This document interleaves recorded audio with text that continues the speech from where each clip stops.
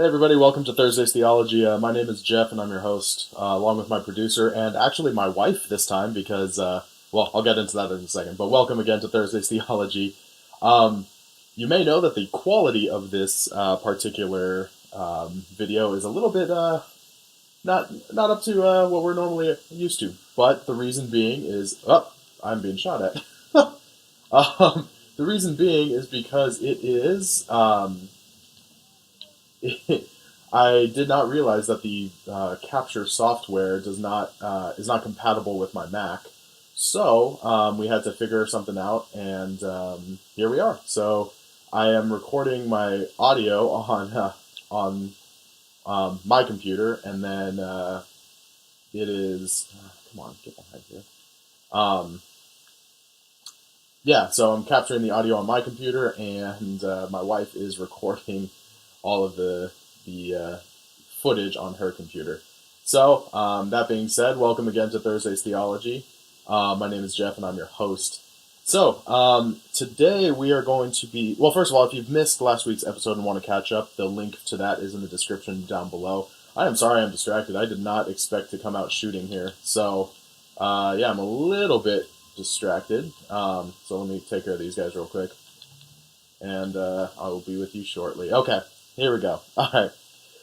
So I wanted to start off by apologizing to you, not only for the quality of the video, but also last week I told you that this week's episode would be the last one on prayer, and I actually lied because there's in the course of just recording and writing things out, I realized there was much more that I wanted to cover than I realized. So I apologize for misleading you. We're going to have two more episodes on prayer.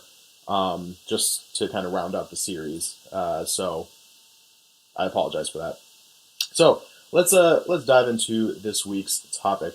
Now, for this week, we're going to be talking about the New Testament accounts of Jesus and what he says about prayer and everything.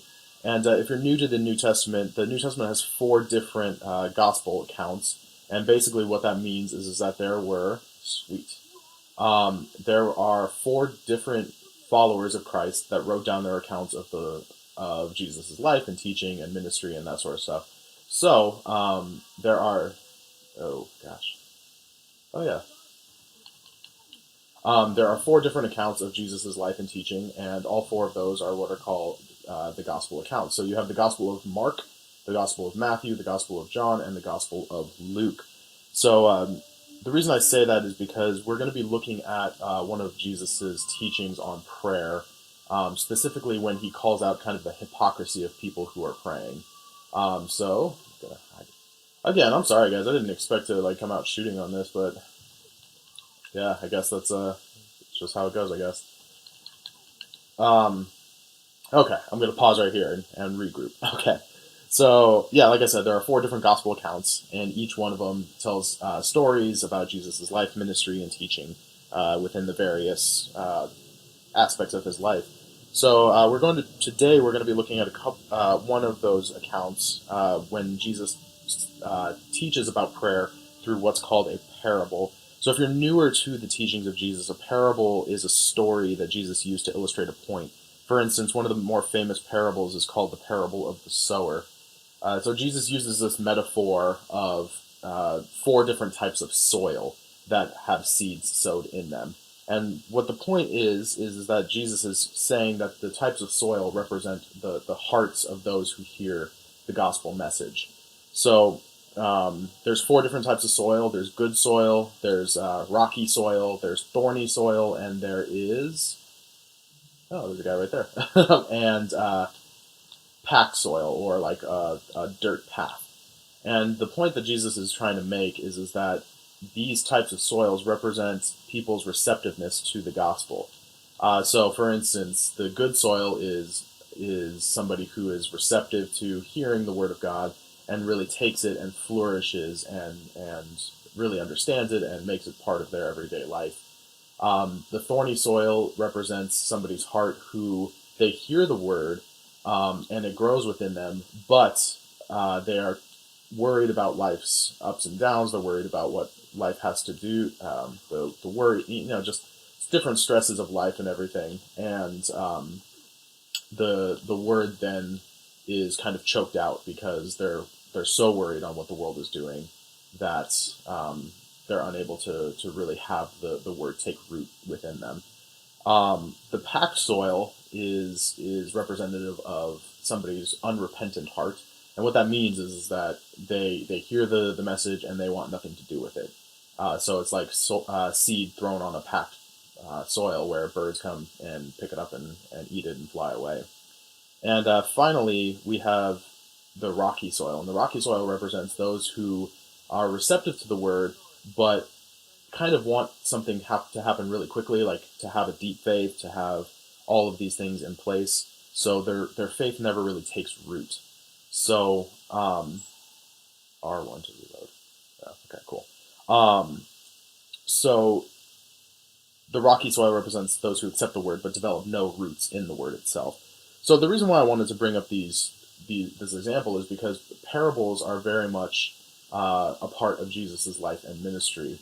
The reason he uses parables to teach is because he's trying to reach his audience in a way that means something to them. So, for instance, the parable of the sowers talks about different types of seed being scattered and different... Hello.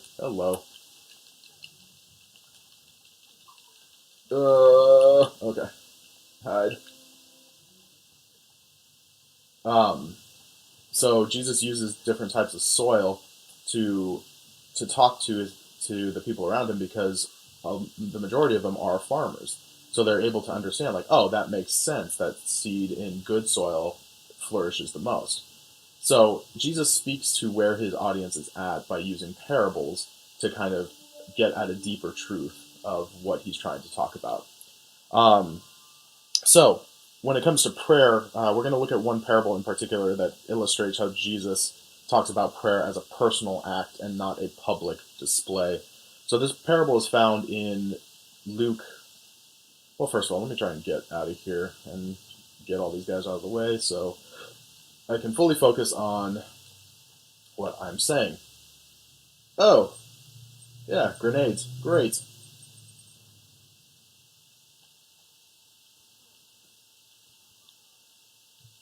Okay. I think that was... Let's see. Get that. Get that. Okay, I'm going to hide right here for a second. So the parable that we're going to be looking at today is found in Luke, the Gospel of Luke, chapter 18. So the context of this parable is that Jesus and his disciples are in the temple, and they're observing people going in and, praying and worshiping and stuff like that. But what Jesus notices is that there are people that are kind of praying out loud and say, look at me, look at how great I am, look at how much I'm giving in the temple, et cetera, et cetera. So he launches into this parable to kind of explain what he expects prayer to be. And clearly I don't know how to function. Oh, here we go. I thought I had to hop up. Okay, there we go. So he sees these people being self-righteous, and he realizes that this is not what prayer is supposed to be. So this is, again, found in Luke chapter 18. This is verses 9 through 14. And it says, "To some who were confident of their own righteousness and looked down on everyone else, Jesus told this parable. 2 men went up to the temple to pray, one a Pharisee and the other a tax collector. The Pharisee stood by himself and prayed, 'God, I thank you that I am not like the other, robbers, evildoers, adulterers, or even like this tax collector. I fast twice a week and give a tenth of all I get.' But the tax collector stood at a distance. He would not even look up to heaven, but beat his breast and said, 'God, have mercy on me, a sinner.' I tell you that this man, rather than the other, went home justified before God. For all those who exalt themselves will be humbled, and those who humble themselves will be exalted." So there's a lot going on in this particular parable, but let's kind of break it down to see what's at the heart of it. So the 2 big characters in this parable are a Pharisee and a tax collector. Now, the reason why Jesus uses these 2 characters is because... thank you. Is because the Pharisee is supposed to be the upright, righteous one, the one who is zealous for the law and living a lawful life. So what's going on here is that Jesus kind of sets the story up by saying that a Pharisee, somebody who is seen in the eyes of, um, oh gosh, can I hide here? Okay, cool. Who's seen in the eyes of, oh, run away, run away, run away. So Jesus sets up the story by saying that this Pharisee goes up to the temple to, oh dang it. This Pharisee goes up to the temple to pray, and um, he's also accompanied by a tax collector. So right from the very beginning of the story, we understand like there is a righteous person going to the temple to pray. So that makes sense. That is, what Pharisees do. They go to the temple and they pray. They live righteous lives. So without even explaining it further, we kind of anticipate that the Pharisee is the one who is righteous in the story, because again, he's going up to the temple to pray like they normally do.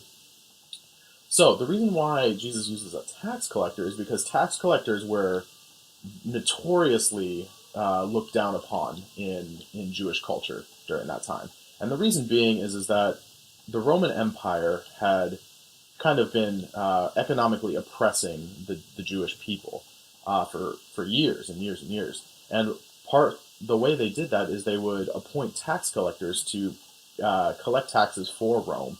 But there was no law against tax collectors charging not only what Rome wanted, but charging even more so they could pocket it. So tax collectors were notoriously corrupt in first century Judea and Jerusalem. So they were very looked down upon. They were very scorned. They were abhorred. They were just not good people. So Jesus uses these two extremes, one righteous, one extremely unrighteous, to set the stage for this parable. So what's going on here is you have the parable. They both go to the temple and they're both praying, and one is the righteous Pharisee, and the other is a sinner, a tax collector, and they're there to pray. Oh gosh.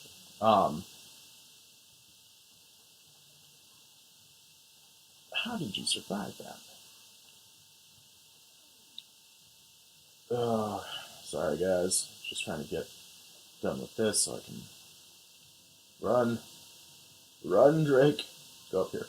No. Run more.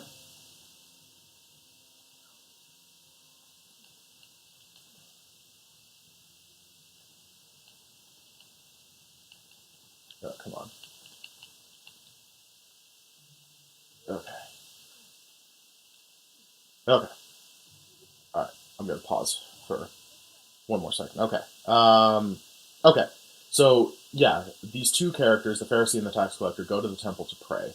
And we see that the Pharisee is praying out loud and very proudly saying, "Thank you, Lord, for not making me like the robbers and the sinners and the adulterers, and even like this tax collector over here. Thank you so much for not making me like that. I fast twice a week and I tithe a tenth of everything I get."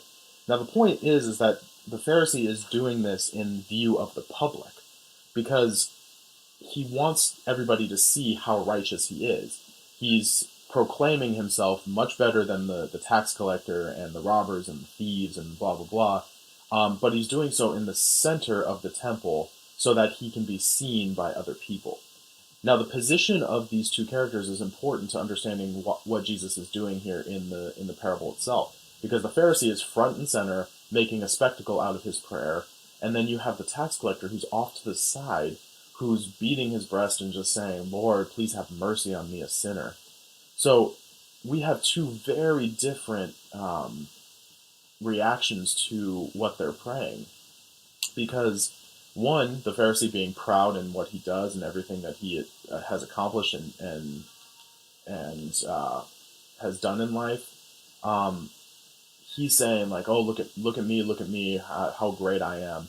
But what's going on is that the tax collector recognizes that he is deeply, deeply troubled by his sin, and he's asking God, he's pleading God, "Just please have mercy on me, a sinner." So I think the important point that Jesus is making here about prayer is that prayer should be done between you and God and not on display for anybody else around you. The Pharisee was one who, made a spectacle of his prayer, said, "Look at me, look at me, look at me."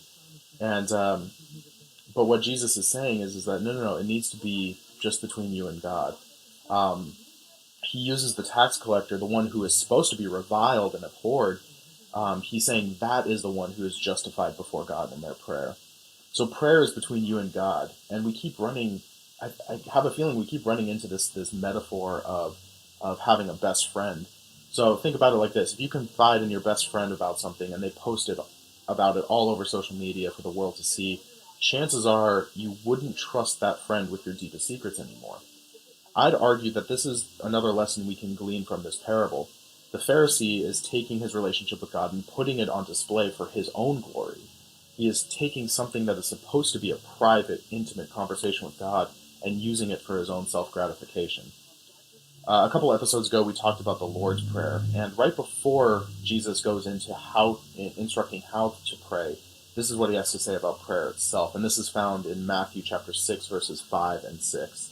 It says, "And when you pray, do not be like the hypocrites, for they love to pray standing in the synagogues and on the street corners to be seen by others. Truly I tell you, they have received their reward in full. But when you pray, go into your room, close the door, and pray to your Father who is unseen. Then your Father who sees what is done in secret will reward you." So what we can get from this is that prayer is supposed to be a private conversation with you and your Creator. It is not for anyone else but you and God. So Jesus, what he does, not only in the parable, but also in this passage in Matthew, is he calls those who pray to be seen by others hypocrites. This is a strong condemnation for those using prayer for their own gratification. And I think this illustrates an important point about what prayer is, and that is a personal conversation with God. It isn't for anyone else but you and your Creator. All right, so yeah, that's where we're going to end this week's discussion on prayer, and hopefully Drake will make it out of this plane alive. But, if he didn't, then it wouldn't be much of a video game series. So we'll just wait till he jumps out and lands, and then we'll get ready to end this thing. Oh, man. Of course it has a hole in his parachute. Of course. All right, so like I said, that's where we're going to end this week's discussion. Thanks for joining us. I want to remind you again, if you have any questions, please don't hesitate to ask them in the comment section below. We want to try and answer any and all questions you might have about what I'm saying, what other people are saying, anything that you have a question about, please do not hesitate to ask.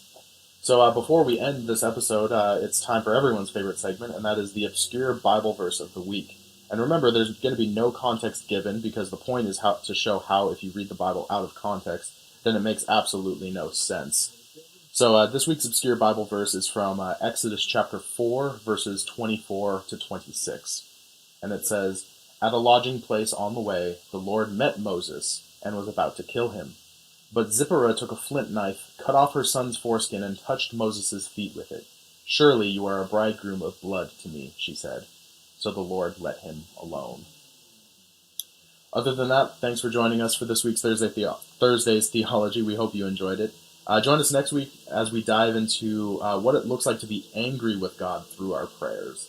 Like I said, as I was preparing all these series, I realized, I need to talk about anger in prayer. So next week we're going to talk about how to be angry with God through prayer. So again, thanks again for watching, and if you like what we're doing here, make sure to subscribe to our channel. If you would like to be awesome and help us out, make sure you share this video with your friends and family. The more people we can bring into the conversation, the better.